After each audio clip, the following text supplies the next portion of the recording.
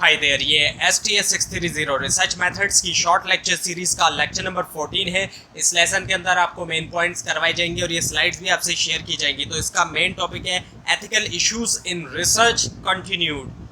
सो deception जो है research के अंदर, इससे मुराद सिचुएशन जहाँ पर तर्क या फिर ट्रू पर्पस जो है स्टडी का इंटेंशनली विदहेल्ड हो या फिर मिसरिप्रेजेंट किया जाए पार्टिसिपेंट्स को। सो यूज़ करना डिसेप्शन का रिसर्च के अंदर, ये जो है सब्जेक्ट ऑफ डिबेट है और दो मेन रीज़न है इसके, और वो क्या है टू प्रिवेंट बाइसिंग।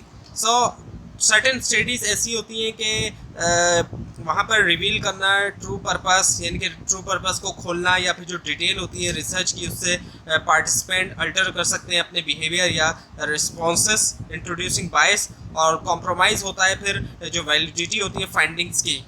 और उसके बाद फिर दूसरा, to protect the confidentiality of the third party. कुछ केसेस के अंदर रिसर्च इन्वॉल्व सेंसिटिव इन्फॉर्मेशन, तो सेंसिटिव इन्फॉर्मेशन होती है रिसर्च में इंडिविजुअल्स या ऑर्गेनाइजेशन के बारे में, जिसको लाजमी जो है वो कॉन्फिडेंशियल रखना चाहिए। और उसके बाद the cost and benefits of the deception must be balance. So जब यूज़ किया जाए डिसेप्शन का रिसर्च के अंदर, केयरफुली कंसिडर किया जाए और बैलेंस हो against it cost and benefits. जो पोटेंशियल बेनिफिट हैं जैसे कि साइंटिफिक, एजुकेशनल या अप्लाइड वैल्यू, उसको आउटवेट कर देना चाहिए कोई भी पोटेंशियल नेगेटिव कॉन्सिक्वेंसेस या हार्म जो कि डिसेप्शन की वजह से हुआ है। और क्रूशल है कि पार्टिसिपेंट्स जो है वो give inform consent even when deception is involve. Researcher को क्लियरली एक्सप्लेन करना चाहिए रीजंस यूज़ करने के लिए डिसेप्शन, पोटेंशियल रिस्क और बेनिफिट्स, और जो प्रोवाइड करना चाहिए थोरो ब्रीफिंग आफ्टरवर्ड, जब पार्टिसिपेंट जो है वो फुली इन्फॉर्म हो। व्हेन पार्टिसिपेंट जहाँ पर पार्टिसिपेंट जो है वो फुली इन्फॉर्म्ड हो ट्रू पर्पस के बारे में स्टडी की, और अपॉर्चुनिटी हो कि वो क्वेश्चन पूछ सके या एक्सप्रेस करें कंसर्न्स। सो इन्फॉर्म्ड कंसेंट एक फंडामेंटल एथिकल प्रिंसिपल है रिसर्च में, डेट इन्वॉल्व डिस्क्लोज करना तमाम पर्टिनेंट इंफॉर्मेशन स्टडी के बारे में पार्टिसिपेंट को before they decide to participate. So debriefing एक क्रूशल कंपोनेंट है एथिकल रिसर्च का। That take place after data collection. So explanation of any deception. So अगर डिसेप्शन एम्प्लॉयड हुआ स्टडी के दरमियान, पार्टिसिपेंट को लाजमी फुली इन्फॉर्म्ड होना चाहिए नेचर और रीज़न के बारे में डिसेप्शन की, और deception of the hypothesis, goals और purpose of study. So participant को प्रोवाइड होना चाहिए एक क्लियर एक्सप्लेनेशन स्टडी ऑब्जेक्टिव्स की, हाइपोथेसिस की, गोल्स की। उसके बाद post sharing of the results. Participants के पास अपॉर्चुनिटी होनी चाहिए कि वो सीखें जो फाइंडिंग ऑफ स्टडी है जिसमें उन्होंने पार्टिसिपेट किया, और फिर post study follow up, medical और साइकोलॉजिकल अटेंशन। सर्टेन स्टडी के अंदर डेट इन्वॉल्व मेडिकल या फिर साइकोलॉजिकल एस्पेक्ट्स, पार्टिसिपेंट्स को रिक्वायर हो सकता है post study follow up care या फिर अटेंशन। और उसके बाद है फिर गुडविल जेस्चर। कुछ एक्सपेरिमेंटल स्टडीज़ में रिसर्चर जो है वो प्रोवाइड कर सकते हैं goodwill gesture as a form of appreciation participants के टाइम और कंट्रीब्यूशन के लिए। Rights to privacy. राइट जो है प्राइवेसी का वो एसेंशियल है रिसर्च में, क्योंकि ये हेल्प करता है मेंटेन करने में जो वैलिडिटी है स्टडी की, और प्रोटेक्ट करना राइट और वेलबींग जो है पार्टिसिपेंट्स की। So several ways to protect the confidentiality, कई सारे तरीके। पहला है obtaining signed non disclosure document. Researchers can have participant sign non disclosure agreement, ensure करने के लिए कि वो अंडरस्टैंड करते हैं जो इम्पोर्टेंस है इन्फॉर्मेशन को रखने की जो उन्होंने प्रोवाइड की है कॉन्फिडेंशियल। और फिर है restricting access to respondent identification. Researchers जो वो ले सकते हैं मेजर्स लिमिट करने के लिए जो एक्सेस है to personally identifiable information of participants. उसके बाद है revealing respondents information only with return consent. Researchers को ऑब्टेन करना चाहिए रिटर्न कंसेंट्स पार्टिसिपेंट से डिस्क्लोज करने से पहले कोई भी आइडेंटिफाइंग इंफॉर्मेशन के बारे में। उसके बाद है restricting access to data instruments where the respondents is identified. Research data जो है that contain personally identifiable information should be safeguarded by limiting access to authorise personal only. और उसके बाद है फिर non disclosure of data subset. Researchers को cautious होना चाहिए जब प्रेजेंट करें या शेयर करें research findings to ensure that individual or groups cannot be identified based on specific subsets of the data. The obligation, जब इंडिविजुअल एग्री हो कि पार्टिसिपेट करें रिसर्च स्टडी में, उनकी ऑब्लिगेशन होती है कि प्रोवाइड करें ट्रुथफुल और ऑनेस्ट आंसर अपनी एबिलिटी के मुताबिक जितना बेस्ट हो।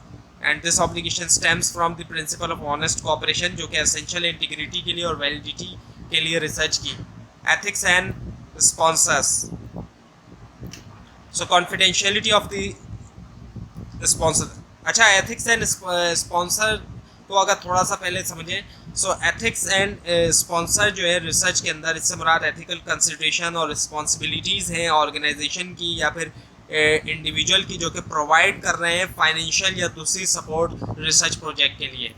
सो कॉन्फिडेंशियलिटी ऑफ स्पॉन्सर की अगर हम बात करें, सो कॉन्फिडेंशियलिटी जो है स्पॉन्सर की रिसर्च में, इससे मुराद जो है प्रोटेक्शन है स्पेसिफिक इंफॉर्मेशन जो कि रिलेटेड है स्पॉन्सर्स की जो इन्वॉल्वमेंट है रिसर्च प्रोजेक्ट के अंदर।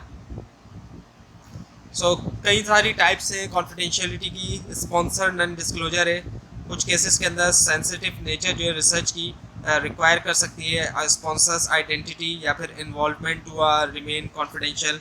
और उसके बाद है पर्पस नॉन डिस्क्लोजर। कभी कभी क्या होता है कि एक रिसर्च प्रोजेक्ट के अंदर इन्वॉल्व होता है एक न्यू आइडिया, इनोवेशन या कॉन्सेप्ट, जो कि स्पॉन्सर चाहता है कि वो हिडन रखे कॉम्पिटिटर्स से। और उसके बाद फिर फाइंडिंग नॉन डिस्क्लोजर, कुछ केसेस के अंदर स्पॉन्सर जो है वो चूज़ कर सकता है कि वो रखे रिसर्च फाइंडिंग को कॉन्फिडेंशियल और शेयर नहीं करे उनको किसी दूसरी इंटरेस्टेड पार्टी के साथ, राइट टू क्वालिटी वर्क, इससे मुराद जो है वो एश्योरेंस है जो कि that research conducted meets certain standard of excellence, integrity और relevance. So providing research design appropriate for the research question. So researchers की एक रिस्पॉन्सिबिलिटी होती है कि डेवलप करें रिसर्च डिज़ाइन जो कि सूटेबल है एड्रेसिंग के लिए जो रिसर्च क्वेश्चन है या फिर ऑब्जेक्टिव एट हैंड है।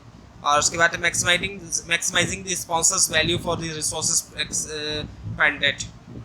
स्पॉन्सर्स इन्वेस्ट करते हैं रिसोर्सेज जैसे कि फंडिंग और सपोर्ट रिसर्च प्रोजेक्ट में। रिसर्चर्स की एक ऑब्लिगेशन होती है कि मैक्सिमाइज करें वैल्यू इन रिसोर्सेज की यूटिलाइज करते हुए उनको इफेक्टिवली और एफिशिएंटली। और उसके बाद है providing data handling and reporting techniques appropriate for the data collected. Researchers को इंश्योर करना चाहिए कि डेटा हैंडलिंग और रिपोर्टिंग टेक्निक एम्प्लॉयड हुई है जो रिसर्च में वो एप्रोप्रिएट है फॉर द टाइप है और जो नेचर है डेटा कलेक्टेड की उसके लिए।